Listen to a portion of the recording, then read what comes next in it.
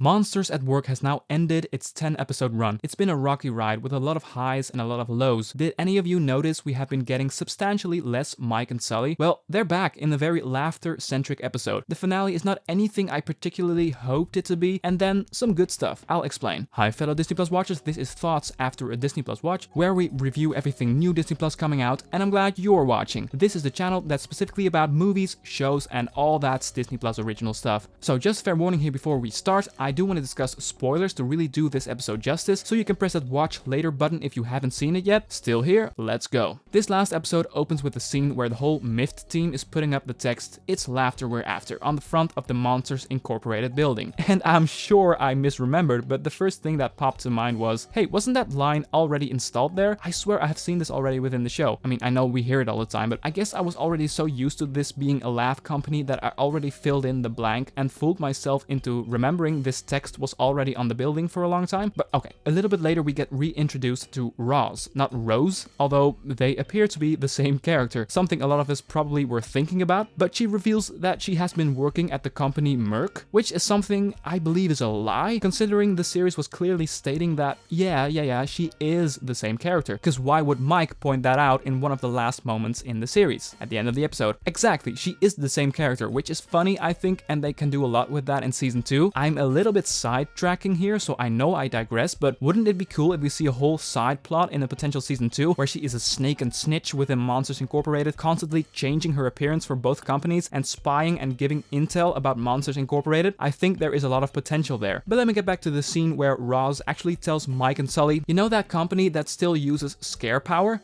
Fearco? Yeah, well, they get better results than you do. So if you want to exist after today, you better be stepping up your game. Thought it was funny that Mike just accidentally slips, "It's not like we're gonna get 1,000,000 gigawatt or something. What do you even expect?" And Roz immediately going with, "Okay, deal. 1,000,000 gigawatts or you're out." I can't really commit to a good Roz interpretation. It makes sense for the season finale of this show to have a plot about the laughter concept having to prove itself once and for all. Is it gonna be laughter or scaring in the future moving forward? A battle between good and evil if you really think about it, right? And honestly, I think there's even a little bit of a missed opportunity here. They could have brought some monsters in from Fearco this episode to make the two companies really battle it out. Make the Fear versus Joy companies really battle it out on the scare floor, all on the same floor, 2 countdowns going on, all that. But getting back to the story, I really like the scene where the MIFT team tries to come up with a solution to the crisis, where Duncan is just so Duncan again when he asks Tyler, well, how can you use the erase board without permission from the deputy supervisor, you jerk? And Tyler asking him, well, can I use the board, Duncan? Yeah, no big deal. I love that Duncan is always jumping onto every opportunity to make sure his voice gets heard and he gets attention from everyone. By the way, Duncan proves once again to be one of my favorite characters, as he was absolutely my favorite this episode. No question. When we see the scene where the MIFT crew is trying to have a proper goodbye for Tyler, we see Duncan finally admitting to Tyler that he does mean something to him. T is for thank you for being a... And then we see him trying to restore his sense of self-worth by adding stupid adversary. So he pulls back a little bit at the end, but he did show his true face. And we saw Tyler and Duncan becoming friends earlier on in the show, so I think this moment was kind of beautiful. Also because it's so short-lived. Duncan can't bear to show affection for more than 2 seconds, you know what I mean? But yeah, this was actually my favorite moment in the episode, because it was so pure. Let's talk a bit about Tyler deciding to stay with the MIFT crew, and after that also deciding to go work at the lab floor,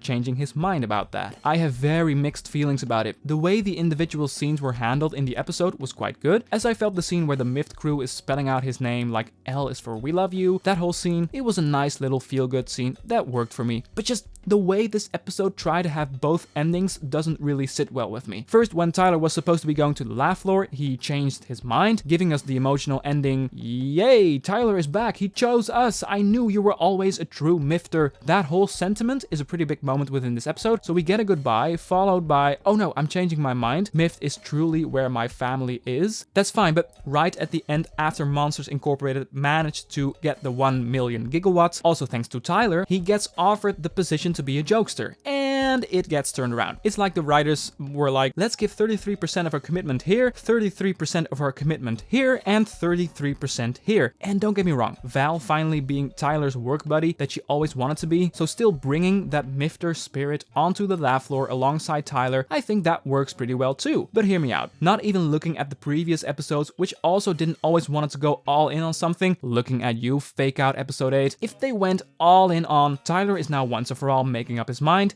I'm gonna be a jokester no matter what, then we could have a plot where the Mift crew is getting desperate, wanting to keep Tyler around and sabotaging the whole lab floor, building to a dramatic crescendo where they are banned from Monsters Inc. for putting the whole operation in danger. I'm just spitballing here, but then we could have Tyler sticking up for his friends at the last second and saving them from being fired, which in return will make the Mift crew accept Tyler as a jokester or something like that. Or the other way around, Tyler is now truly committing to the Mift crew. He changes his mind at the goodbye cake party and then boom! Suddenly crisis on the lab floor. Mike and Sully are desperate to get Tyler on, and at the last second Tyler does help out but keeps it a secret. And at the last moments in the episode, the Mift crew finds out and they feel betrayed that Tyler went behind their back to do what he promised to leave behind, generating laugh power on lab duty. His commitment was short-lived and a lie. To make up for what he did, Tyler joins Mift in the end. The end. Two completely different endings, two way more dramatic and consequential character testing storylines. I know it's not always good to linger on what could have been, but I'm doing this to illustrate that in a few minutes I can think of two way more satisfying endings for this episode, and that's a bit disappointing to me. I'm not doing it to give myself a pat on the back, I'm doing it to perfectly explain why I think this finale was a bit half-assed and didn't fully commit to something in my opinion. But it has some good moments along the way. Oh, and by the way, I really enjoyed the scene where Tyler and Sully have a moment about the importance of laugh power and the personal reason Sully doesn't want anything to do with scare power. He brings up what he saw in Boo's eyes, referring to the events of Monsters Inc. And I love this little scene. It's consequential to this show, to this whole franchise in general, and to the character of Sully. Hey, contrary to what you might think right now, I enjoyed this episode. I don't think it's good overall, but it had a lot of sweet, feel-good moments that worked for me, with Duncan and Sully being standout roles. The episode didn't really commit to a big ending. The way it could have tested the characters of Tyler and the rest of the Mift crew,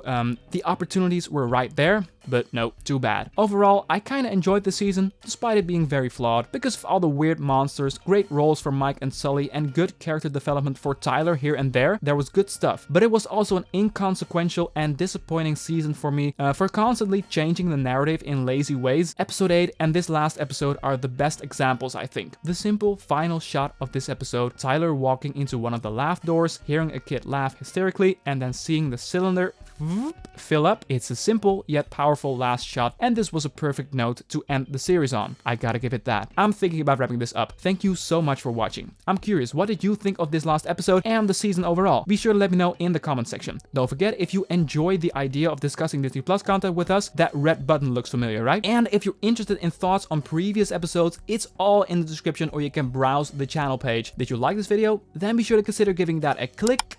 Thanks. I'll be back with Turner and Hooch and Marvel's What If today. For now, have a wonderful day and see ya.